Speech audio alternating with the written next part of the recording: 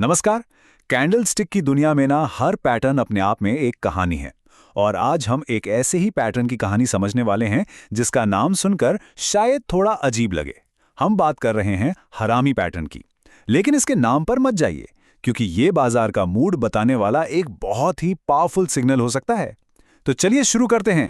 तो सवाल ये है कि आखिर ये प्रेग्नेंट या गर्भवती कैंडल है क्या? ये हमें मार्केट के बारे में क्या बताने की कोशिश कर रही है? चलिए आज इसी राज से पर्दा उठाते हैं। अब इससे पहले कि हम आगे बढ़ें, एक बात साफ कर देते हैं। ये शब्द वो नहीं है जो हम सोच रहे हैं। हरामी असल में एक पुराना जापानी शब्द है जिसका मतलब होता है गर्भवती। और जब हम इस विजुअल को देखते हैं ना, तो समझ आता है कि ये नाम क्यों पड़ा। देखिए, एक बड़ी माँ कैंडल है और उसके अंदर एक छोटी सी बच्चा कैंडल। कितनी सिंपल और सटीक एनालॉजी है। तो हरामी पैटर्न असल में दो कैंडल्स का एक फॉर्मेशन है। ये तब बनता है जब एक लंबी कैंडल के ठीक बाद एक छोटी कैंडल बनती है, जो पूरी तरह से पहली कैंडल की बॉडी के अंदर ही समा जाती है। ये एक तरह का इशारा है, एक सिग्नल कि बाजार का जो मौजूदा ट्रेंड चल रहा है वो अब शायद थक रहा है और हवा का रुख बदल सकता है। चलिए अब इस पैटर्न की पहली कहानी सुनते हैं। यह है बुलिश हरामी की कहानी। एक ऐसी कहानी जहां बाजार में छाई मंदी के बादल छटते हैं और एक उम्मीद की नई किरण दिखाई देती है। जरा इस चार्ट को देखिए। बाजार लगातार नीचे गिर रहा है, बिकवाली का जोर है और फिर एक बड़ी सी लाल मां कैंडल बनती है जो इस गिरावट को और पक्का करती हुई दिखती है। पर अगले ही दिन एक छोटी सी नीली बच्चा कैंडल बनती है जो पूरी तरह से उस पहली लाल कैंडल के अंदर है। बस यही है बुलिश हरामी का इशारा। अच्छा, अब इसके पीछे की साइकोलॉजी समझते हैं, जो कि सबसे मजेदार हिस्सा है।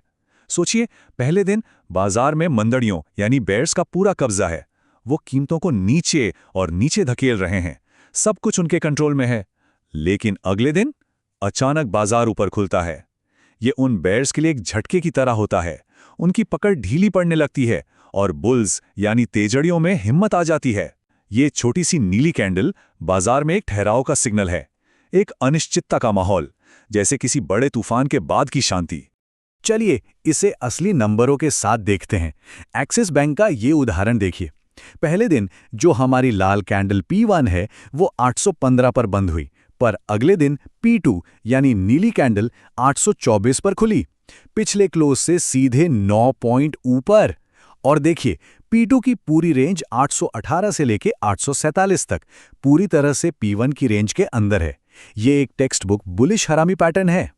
चलिए अब सिक्के का दूसरा पहलू देखते हैं। ये कहानी है एक जोरदार पार्टी की, जो अब शायद खत्म होने वाली है। यहाँ कहानी बिल्कुल उल्टी है। बाजार एक मजबूत अपट्रेंड में है, पार्टी पूरे जोरों पर चल रही है, जैसा कि इस लंबी नीली माँ कैंडल से पता चल रहा है।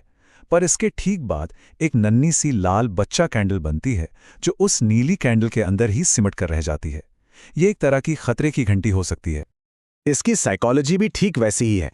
तेजड़िए यानी बुल्स पूरे कंट्रोल में है। वो कीमतें आसमान की तरफ ले जा रहे हैं, सब खुश हैं। लेकिन अगले दिन बाजार नीचे खुलता है। बस यही एक चीज बुल्स का सारा कॉन्फिडेंस हिला देती है। जो लोग मुनाफे पर बैठे थे वो घबराने लगते हैं कि कहीं मुनाफा हाथ से निकल ना जाए, और वो अपनी पोजीशन बेचना शुरू कर देते हैं। अचानक से पार्टी का माहौल ठंडा पड़ जाता है।